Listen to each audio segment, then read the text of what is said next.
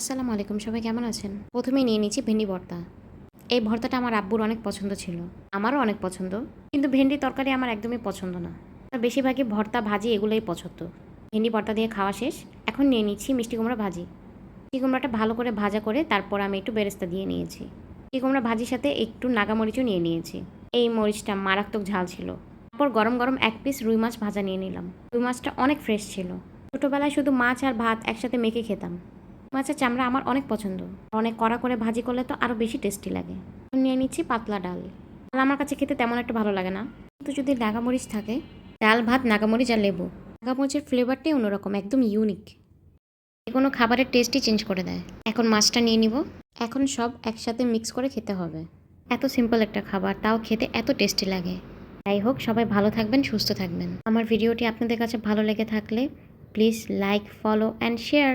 আজকের জন্য আল্লাহ।